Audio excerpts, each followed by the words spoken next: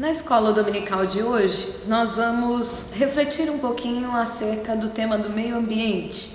Sexta-feira, dia 5 de junho, foi comemorado o Dia do Meio Ambiente, e por isso nós vamos fazer a leitura da carta de Paulo aos Romanos, no capítulo 8, os versículos de 18 a 25.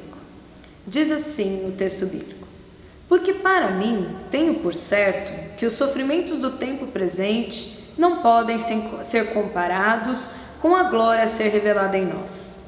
A ardente expectativa da criação aguarda a revelação dos filhos de Deus, pois a criação está sujeita à vaidade, não voluntariamente, mas por causa daquele que a sujeitou, na esperança de que a própria criação será redimida do cativeiro da corrupção para a liberdade da glória dos filhos de Deus.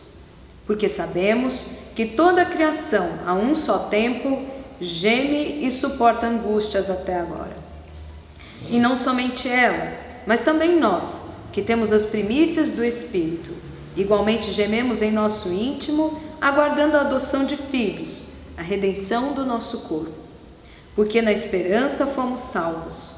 Ora, esperança que se vê não é esperança, pois o que alguém vê, como pode esperar? Mas se esperamos o que não vemos, com paciência o aguardamos. Amém? A palavra de Deus fala um pouquinho sobre a expectativa que a criação de Deus tem com relação a um tempo onde ela própria será restaurada, será redimida, e conforme diz o texto de Apocalipse, haverá uma nova criação. Novos céus, nova terra, tudo será feito novo. Esse texto então fala para nós sobre essa expectativa da criação. Agora a gente precisa partir do princípio de que precisamos saber qual é a compreensão de criação que nós temos. A criação para nós envolve tudo aquilo que Deus criou, seres humanos, os animais, os vegetais, os astros do céu, todas as coisas que Deus criou fazem parte da nossa compreensão de criação. O apóstolo Paulo faz uma pequena distinção aqui. Quando ele fala em criação, ele fala de tudo exceto os filhos de Deus, que para ele, filhos de Deus são aqueles que creem no Senhor Jesus como Senhor e Salvador das suas vidas. Então ele faz uma distinção entre os filhos de Deus e todo o restante da criação.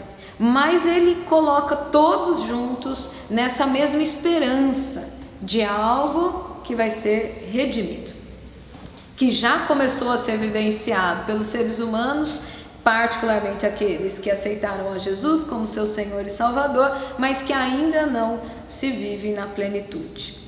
É sobre essa criação que nós vamos conversar um pouquinho. Para nós metodistas, particularmente a teologia wesleyana na América Latina, a criação faz parte das formas como nós compreendemos que Deus se revela a nós. Então as fontes do conhecimento de Deus para nós envolvem a criação. O Salmo de número 19 é bastante claro quando ele fala sobre a forma como a criação se revela, né? E diz assim: os céus proclamam a glória de Deus e o firmamento anuncia as obras das suas mãos. Um dia discursa outro dia e uma noite revela conhecimento a outra noite. Não há linguagem, nem há palavras, delas não se ouve nenhum som. No entanto, por toda a terra se faz ouvir a sua voz e as suas palavras até os confins do mundo. Por meio da criação, então, Deus se revela a nós. E à medida em que nós observamos o céu, o sol, a lua, observamos um animal, observamos uma flor, nós podemos então enxergar a beleza divina também, porque essas coisas que fazem parte da criação de Deus revelam parte da característica de Deus para nós. O Plano Nacional Missionário da Igreja Metodista, em vigência, no ano passado, trabalhou exaustivamente uma ênfase acerca da preservação e do cuidado do meio ambiente. Nós sabemos então que nós, como cristãos e cristãs, somos mordomos da criação e devemos dela cuidar. Agora, quais são as coisas que nós precisamos observar nesse cuidado? Nós precisamos observar tudo aquilo que diz respeito aos cuidados com relação à criação de Deus, e que nós não necessariamente somos o autor, o responsável pelo desmatamento aqui ou acolá, mas nós precisamos cobrar políticas públicas, por exemplo, que envolvam cuidado com o desmatamento, com as queimadas, com o descarte correto do lixo, com preservação das espécies de animais, sejam elas em extinção ou não. Enfim, nós precisamos buscar esse cuidado, e faz parte da igreja envolver-se também nessa preservação e nesse cuidado.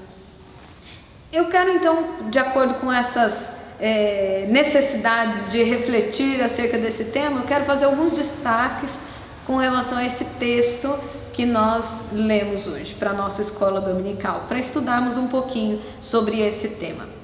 Em primeiro lugar, o versículo 19 diz: a ardente expectativa da criação aguarda a revelação dos filhos de Deus. Imagine essa expressão, ardente expectativa. Poxa, tem expectativa demais aí, né? A criação toda espera alguma coisa dos filhos de Deus. É o que o apóstolo Paulo diz. Quem são os filhos de Deus?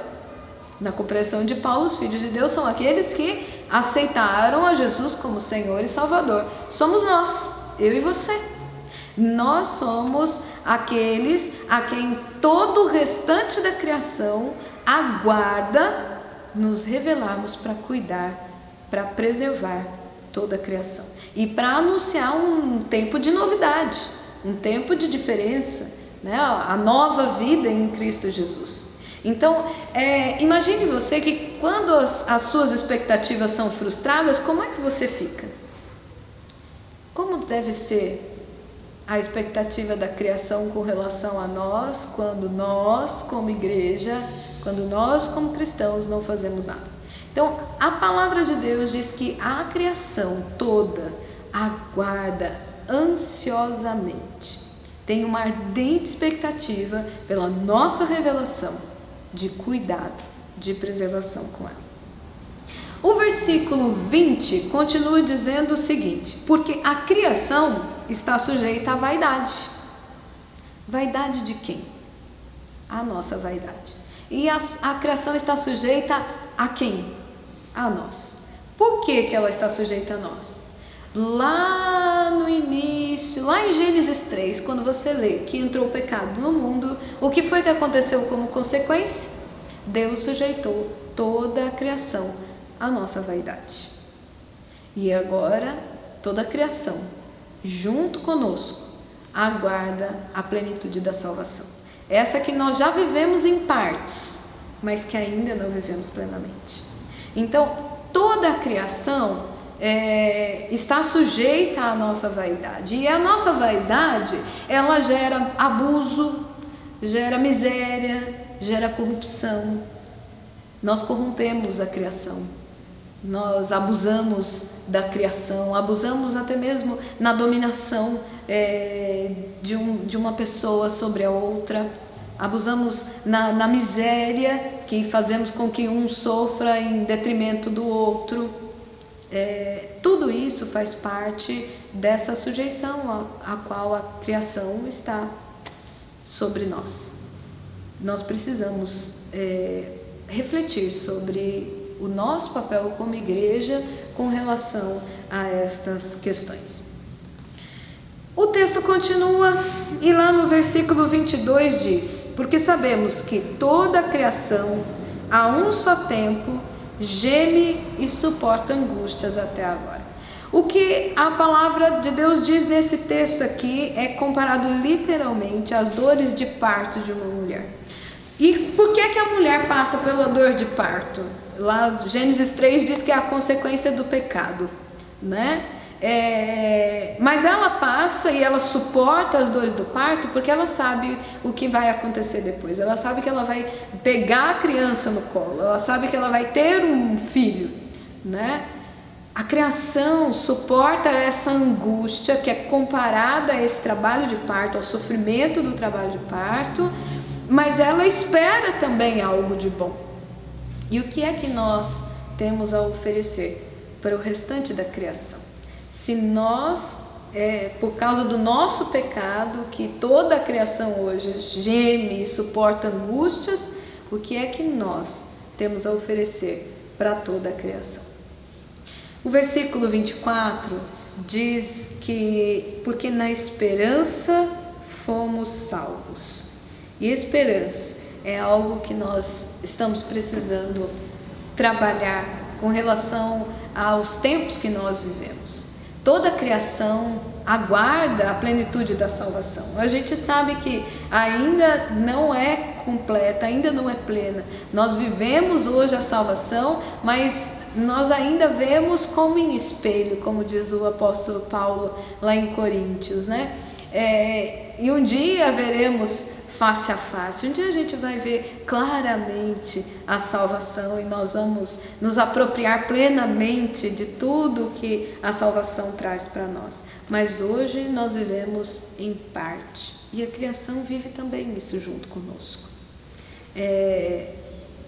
Mas até lá nós precisamos esperançar, precisamos esperar, aguardar com esperança, sem desistir, né? Mas dar também motivos de esperança para essa criação que geme e que suporta angústias até agora. O versículo acaba então falando sobre essas questões de esperança e o que é a esperança, mas eu quero encerrar esse estudo da nossa escola dominical voltando para o início do texto, para o versículo 18. Porque tenho por certo que os sofrimentos do tempo presente não podem ser comparados com a glória a ser revelada em nós.